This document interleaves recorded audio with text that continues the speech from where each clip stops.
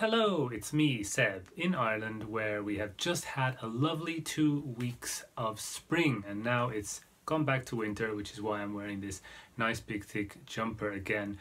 I've been in Ireland a few months now, and I'm gonna be real, I'm still kind of settling in. I'm still like not quite vibing with it, kind of like what am I doing here kind of feeling. But you know, it's better than it was when I first got here, where I was like total like, what is going on with my life kind of feeling.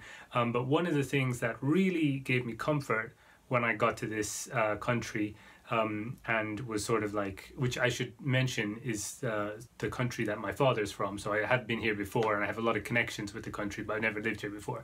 But yeah, so I was feeling weird, and I was comforted by books, of course. I found certain books which made me feel at home here in Dublin, and just sort of like I felt were kind of anchors to the place, which were like really great, and I thought I should talk about them, especially because I've been in Ireland a few months now, so I thought like I'm getting beyond the period now where it's okay to talk about Welcome to Ireland books.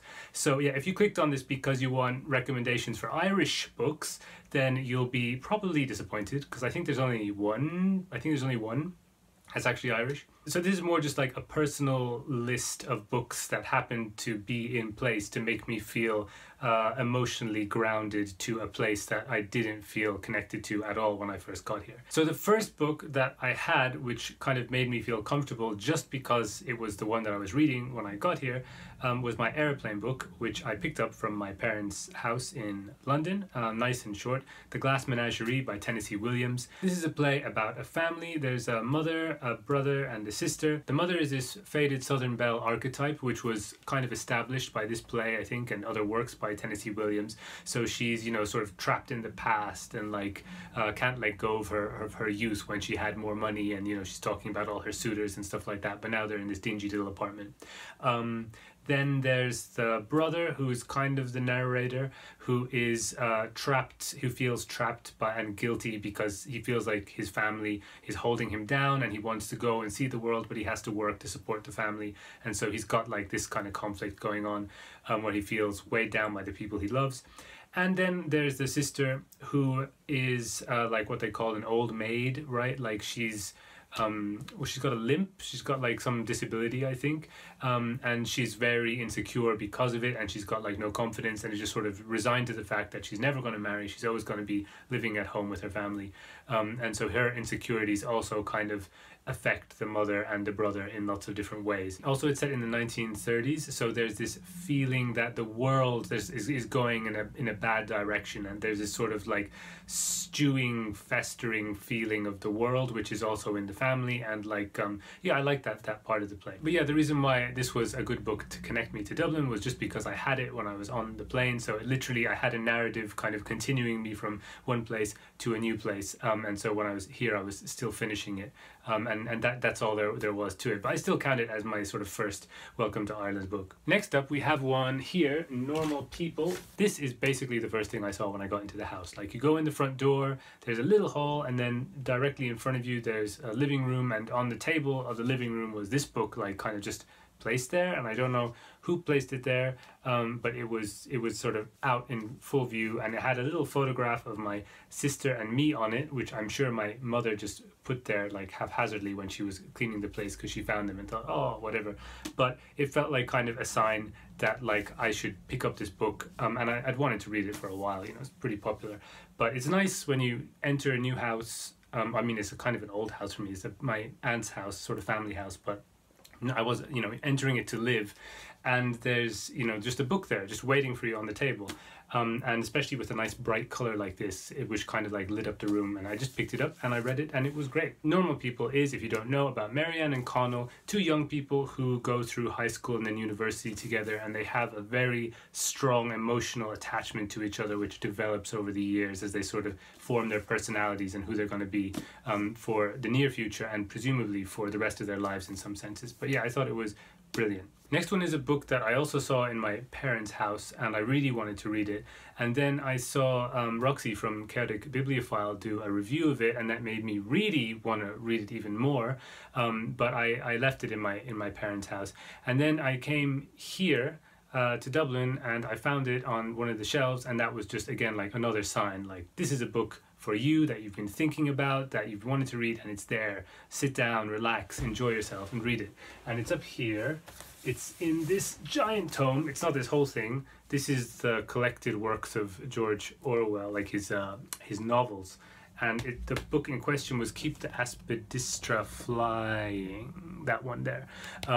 So yeah, it's I started reading it. It's about a guy, again in the 1930s, and like the kind of the, I think it's the 30s, but yeah, like the atmosphere of the 30s, and like war, impending bombs, and like kind of just the idea that the world has really gone down the drain and it's going to get worse before it gets better. It's going to get much worse before it gets better. Kind of infuses the beginning bits, because I haven't finished it. But it's about a guy who is poor and he works in a bookshop, and he has strong ideas about poverty and about money, and he's sort of a miserable, bitter, snobby guy, which was great at that time. But then when it got to Christmas, I was feeling very Christmassy, and I wanted to just kind of change my reading habits a bit and like go in for a bit of mood reading, just pick up what I felt like. And this kind of miserable, embittered, poor guy living alone didn't really vibe with me, believe it or not. I was sort of like, you know what, I'm gonna go for something a little bit more fun. So I put it aside, and I haven't gotten back to it yet, but I will, and I'm looking forward to it. Similar story for the next one, which is up here. That's And the Weak Suffer What They Must by Yanis Varoufakis. This is a non-fiction. It's written, it's gotten really dusty. This is the same as that one in the sense that I haven't finished it yet. I've got like multiple bookmarks in it, but it was heavy reading, and it's about economics. He's an economist, so it's like a kind of economics book. And my brain is not made for economics, but I was really into it, just reading it very slowly. And then Christmas came along, and I was like, nah, I'm just gonna put this aside for now and enjoy, relax, you know, kind of get into the winter mode, drink hot chocolates and things like that. So I will get back to it at some point. And I loved what I read so far. It's about the European Union and about the crash in 2008, and sort of in general, like what went wrong with the economy of the European Union and why it's kind of disintegrating now in a lot of different ways, like the economic kind of underlyings of what's gone wrong with the EU in recent years. And he goes back all the way to sort of like the post-war settlement. So it's also like a great history lesson for me, because I don't know about economics at all, but he talks about it in relation to society, and that is something that I'm really interested in. So yeah, getting that kind of other view of like social problems and social movements and all this stuff is really fascinating, and I'm really loving this book so far. But I'm kind of, it's on pause for now. Oh yeah, so this one as well, it was just that it was on one of the shelves in this house. I should have mentioned, like when I got here, I saw it and I thought, wow, this is exactly the kind of book that I've been wanting to read for a long time, because I really like Yanis Varoufakis. I've watched lots of his videos and I've seen him speaking. He's very eloquent, and like I feel like his feelings and his attitude towards Europe really chime with my own. So it was like, yeah, I thought like I definitely, you know, if you admire someone, you want to read their book, right? So yeah, that was just a great find on the shelf here. Also, I don't know who in my family would have been interested in this, because I feel like I'm kind of alone in my family in being interested in Yanis Varoufakis' way of thinking.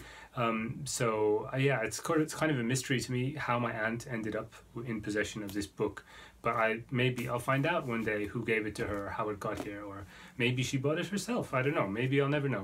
But anyway, it's here, and it was very comforting when I found it. The next one was the first time I went into the village nearby here. I went into a charity shop, and I found this book, At Night All Blood is Black. I definitely had been really interested in reading this for a long time, and it was there, €2 for a book that had won the Man Booker International Prize that very year. So I thought, yeah, obviously, that's just a sign. And I really rarely buy books, so it was kind of like, when I do buy a book, it feels like it's sort of quite special, because it's not something I normally do. But yeah, I was kind of, you know, it's €2, and like it's something I really wanted, and it made me feel good. Like, I have made a purchase in Ireland. I am now, you know, integrating into the community. I have engaged in the chain of supply and demand, and you know, it's sort of like I felt like a little bit more in the place where I was, and I got a great book out of it. So yeah, that's this is a World War One book. Lots of war kind of backdrops to these ones. I hadn't even realized, but yeah, even in the economy one, actually, like the whole first part, he's talking about World War Two quite a lot. But anyway, what am I saying? At Night All Blood is Black. At Night All Blood is Black is World War One Senegalese regiment in the French army, and it's one particular soldier who has to watch his best friend die, and then kind of goes like off the deep end and starts like slaughtering the enemy side. It's this dark, atmospheric, kind of like delirious chanting novel, which I did a big review on somewhere else, where you can have a look at that if you're interested. And the last one is this, The Shipping News by Annie Proulx, or E. Annie Proulx. Didn't know there was an E there. These are 4 cassettes. Can I do this without spilling them? They look like that. Only 4 instead of 2. I found these with the tapes because they're like obviously cassette tapes, and I thought that was really cool, like a cool discovery. I didn't find them immediately, it took me a while, so that kind of like heightened the sense of like finding something secret.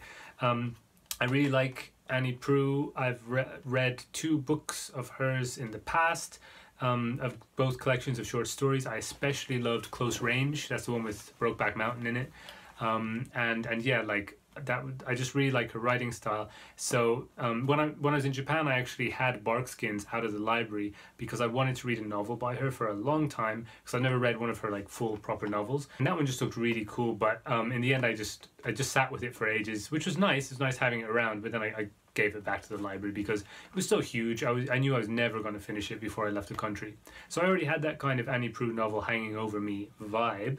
So it was really cool to find an Annie Proulx novel on cassette tape, which is also kind of like weird, right? A cassette tape book seems like really retro and like kind of groovy. But also, like, more than any of those things, I feel like my aunt would have enjoyed Annie Proulx, and maybe the writing style fits my aunt's personality in lots of ways, and like I just feel like Annie Proulx's writing and my aunt really go together. So it's the kind of thing that I could have actually shared with her in real life. Like, I mean, like when she was alive, it would have been something that like really connected us. I can imagine that being a thing. So of all the things, of all the books I've talked about, this is the only one where it really felt like, oh, I can imagine her giving this to me, or like passing it on to me, or even just like us having a nice chat about it over tea or whatever. So this is the sort of it had that kind of personal aspect to it as well, which is really nice.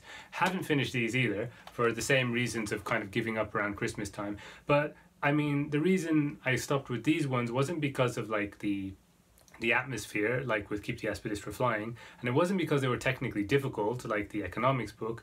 It was just because I didn't really like the book. Like, I have to be honest, like I had lots of problems with it, like, and it was kind of a struggle to keep going, and I stopped about halfway through, and I'm not sure if I am going to go back, if I'm not going to go back, especially since I found out that it's abridged. I didn't realize it was abridged when I started it, but now that I know that it's abridged, it's kind of like, well, I'm not even reading what Annie Proulx like put out there in its entirety. So, you know, I've nothing against abridged things like existing, but for me, I'd rather not read them.